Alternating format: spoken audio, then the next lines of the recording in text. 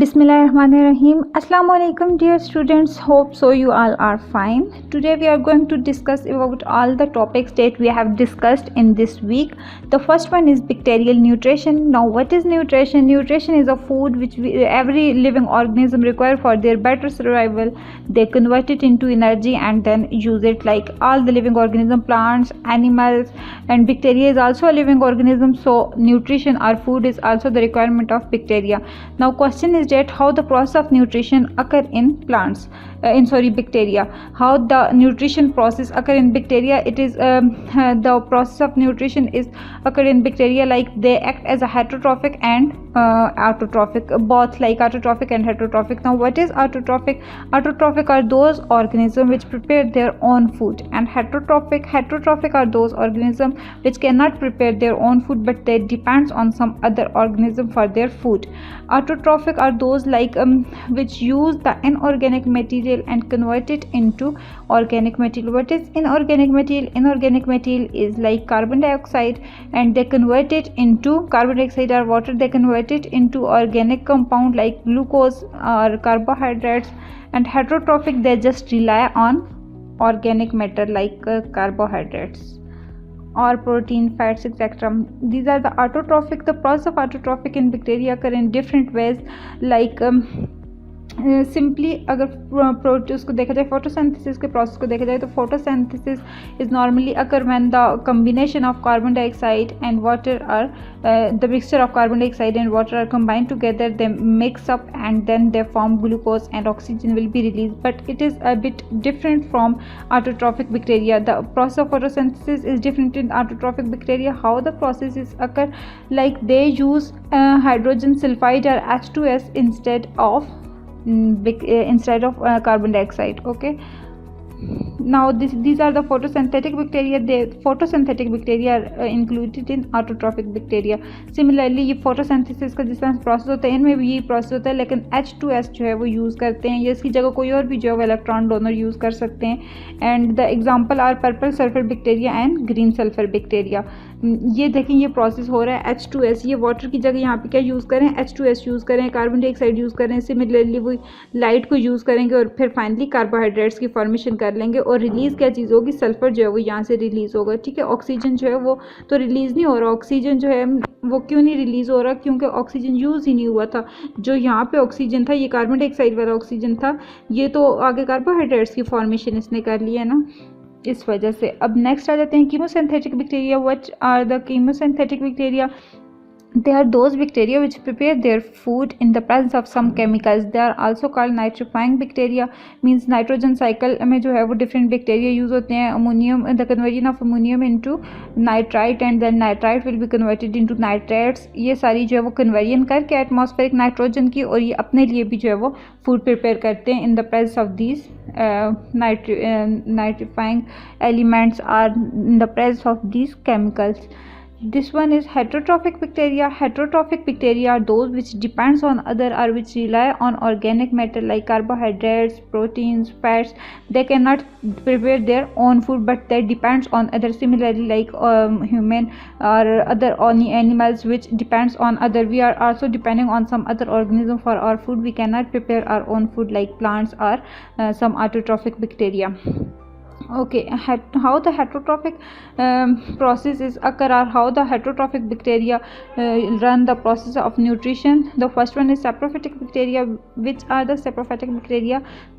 Saprophytic bacteria are those which depends on decaying or decomposing material. ये उस decaying और decomposing material को जो है वो absorb करने के बाद जो है वो उसको digest करते हैं, उसको use करते हैं, और फिर उसके रिजल्ट में जो है वो क्या कर रहे होते हैं? अपनी फूड जो है वो प्रिपेयर कर रहे होते हैं. ये इनको जो है वो क्लीनर भी बोला जाता है, एनवायरमेंटल क्लीनर, क्योंकि ये हमारी एनवायरनमेंट को क्लीन करते हैं. एनवायरनमेंट का जितने भी ये कूड़ा क्रिकेट ढेर वगैरह होता है वो सारे जो है उसको डिकम्पोज करके हमारी अर्थ को जो है वो क्लीन कर देते हैं. ठीक है, अब इसमें कुछ जो है वो हार्मफुल भी होते हैं, लाइक क्लस्ट्रीडियम टेटनस आ जाता है, वो डिजीज़ काज करता है, मसल स्टिफनेस वगैरह जो है वो काज कर रहा होता है. लेकिन सेप्रोफिटिक बैक्टीरिया बेसिकली हम लोग उनकी न्यूट्रिशन की बेस पे बात करें तो हम उसकी फूड की बात करें कि ये ऑर्गेनिक ये जो डिफरेंट जो डेड डिकेइंग मटेरियल होता है उस पे जो है वो एक्ट करते हैं, और वहाँ पे जाके फ्री लिविंग पे ये एक्ट करते हैं और वहाँ पे अपनी फूड जो है वो प्रिपेयर करते हैं. Types of bacterial photosynthesis. अब नेक्स्ट जो आ जाता है वो डिफरेंस कंपैरिजन आ जाता है, ये डिफरेंस आ जाता है कि साइनोबैक्टीरिया किस तरह से फोटोसिंथेसिस करते हैं और ऑटोट्रॉफिक बैक्टीरिया किस तरह से करते हैं, लाइक सल्फर बैक्टीरिया जो उसमें आ जाता है वो किस तरह से प्रोसेस ऑफ फोटोसिंथेसिस करते हैं। Bacterial photosynthesis occur in two ways like oxygenic and anoxygenic. Oxygenic photosynthesis is a process in which they use oxygen similarly like plant and this process occur in cyanobacteria.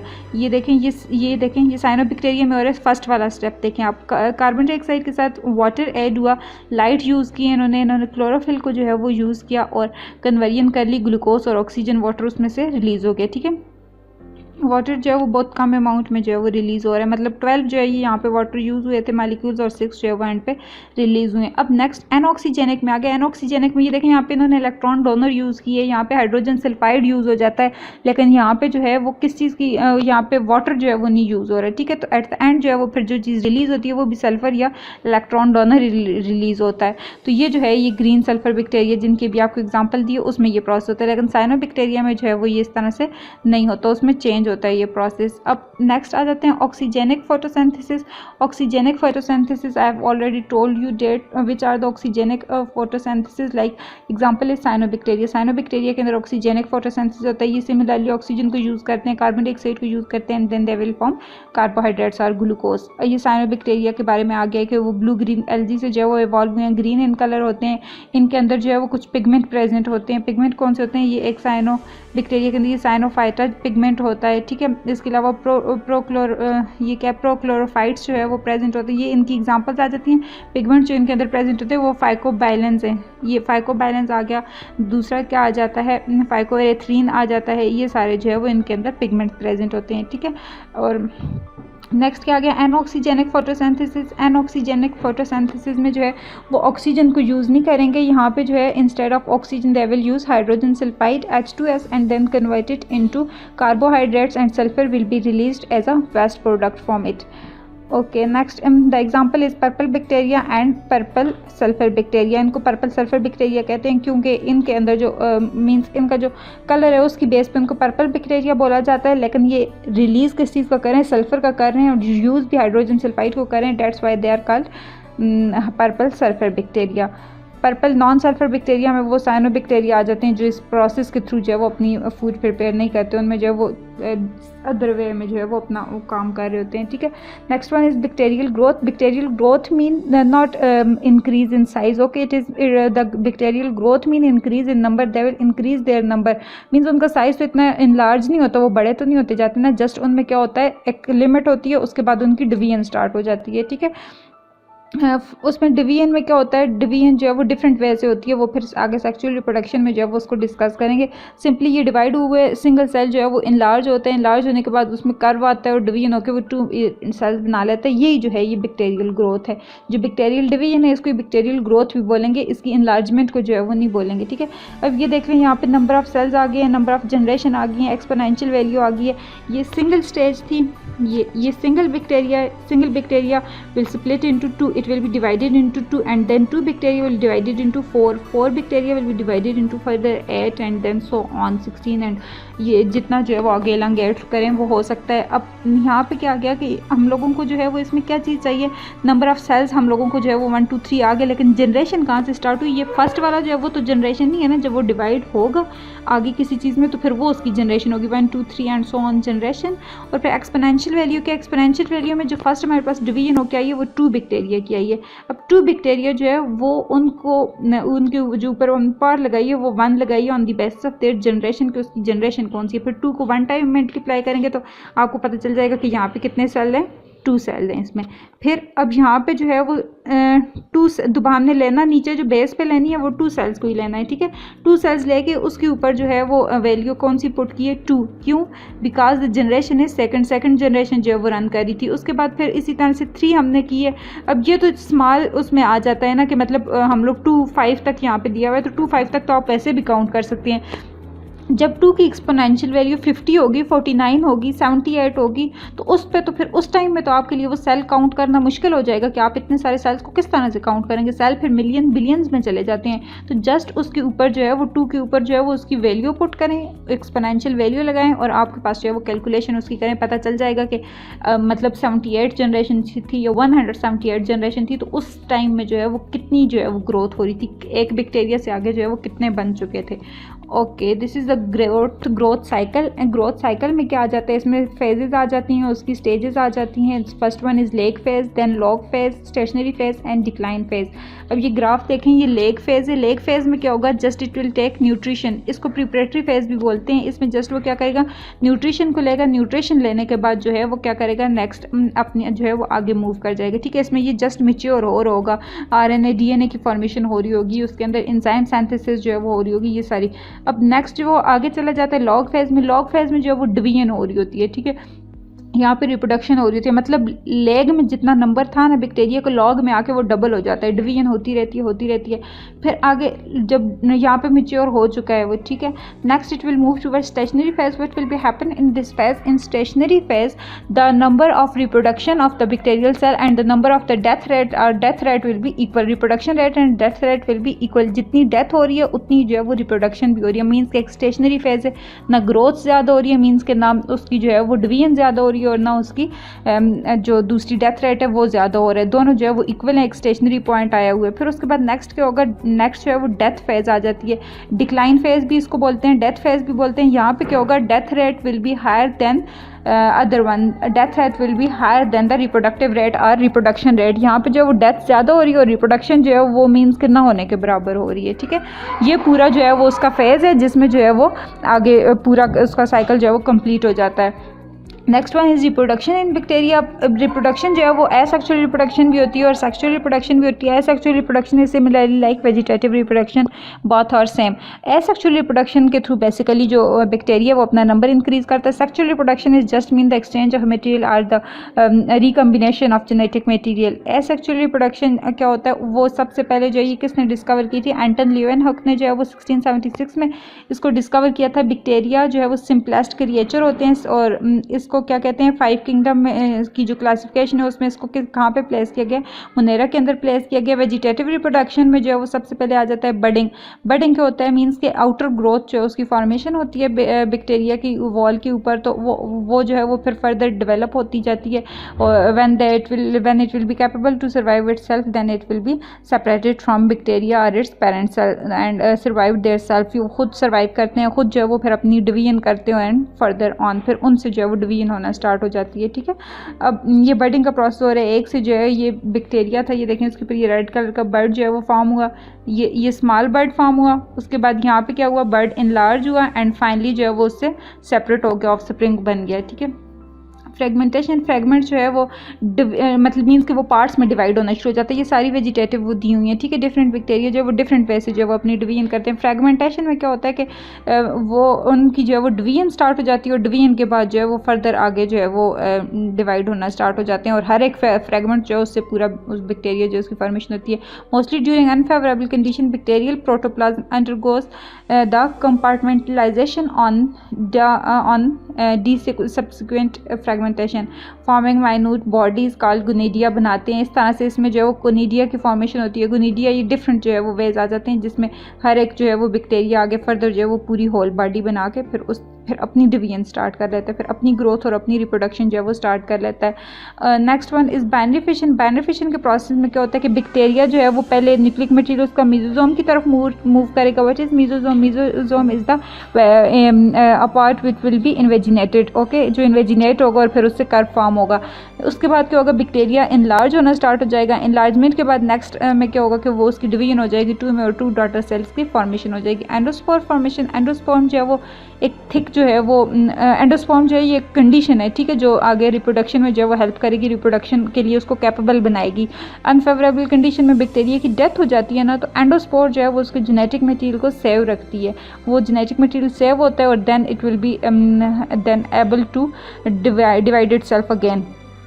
और इसके बाद next में क्या होगा, conidia में क्या होता है कि some bacteria such as streptomyces considered as true gram positive bacteria produce conidia. अब इसमें जो है वो एग्जांपल आ गई है कि स्ट्रेप्टोमाइसिस जो है वो कोनिडिया के थ्रू अपनी डिवीजन कर रहे होते हैं। ठीक है, कोनिडिया के अंदर क्या होता है कि एक बॉडी के ऊपर जो है वो आगे स्पोर्स टाइप की जो है वो फॉर्मेशन होती रहती है। ये देखें, ये फ्लैजिलेटेड है ना, एक के ऊपर जो है वो ऊपर बॉडी बनती जा रही है, सेल बनते जा रहे हैं, और वो सारे सेल जो है, सारे कोनिडिया जो है वो सेपरेट होकर हर एक से जो है वो सेपरेट बॉडी या सेपरेट ऑर्गेनिज्म जो है वो फॉर्म हो जाएगा। Next one is sexual reproduction is just the recombination of genetic material, or it is the exchange of material, and it will be completed or done in 3 different ways, like transformation, conjugation and transduction.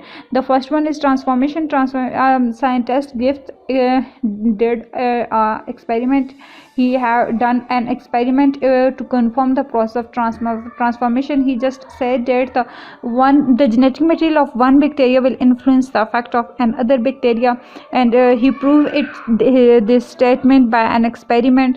Experiment में जो है वो क्या कर रहे हैं, transformation, again repeated. अब transformation में जो है ये अपने एक्सपेरिमेंट में क्या करते हैं कि एक जो है वो कैप्सुलेटेड बैक्टीरिया को जो है सिलेक्ट करते हैं और दूसरे नॉन कैप्सुलेटेड को, मीन्स के एस और आर टाइप को सिलेक्ट करते हैं। ठीक है, एस जो है वो पैथोजेनिक है और दूसरा जो आर जो है वो क्या है, नॉन पैथोजेनिक है। फर्स्ट एक्सपेरिमेंट में क्या किया इन्होंने कि एस को जो है वो इंजेक्ट किया माउस के अंदर इंजेक्ट किया, तो क्या हुआ, उसके रिजल्ट में माउस की जो है वो स्मूथ जो है वो स्मूथ जब बैक्टीरिया जो जेनेटिक मटेरियल जो है वो इंजर्ट किया, तो उसके रिजल्ट में जो है वो उसकी डेथ होगी। क्योंकि वो क्या था, पैथोजेनिक था। ठीक है, फिर दूसरा आर वाला था, आर जो है वो पैथोजेनिक नहीं था, आर रफ था और वो पैथोजेनिक नहीं था। जब आर को इंटर किया तो उसके रिजल्ट में क्या हुआ कि उसकी जो है वो डेथ नहीं हुई, क्योंकि वो पैथोजेनिक ही नहीं है। ठीक है, ये पैथोजेनिसिटी जो है ये किस वजह से होती है, ये उसकी जेनेटिक मटेरियल की वजह से होती है। अब थर्ड एक्सपेरिमेंट में उसने क्या किया कि स्मूथ वाला जो था उसका कैप्सूल रिमूव कर लिया,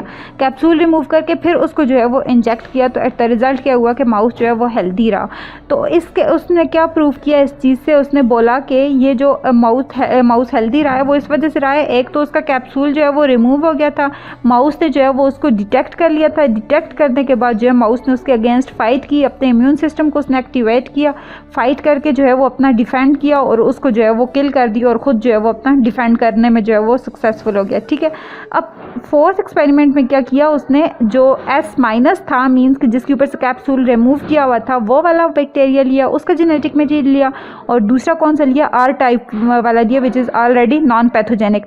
इन दोनों को उसने मिक्स करके फिर जो है वो इंसर्ट किया किसके अंदर, माउस के अंदर।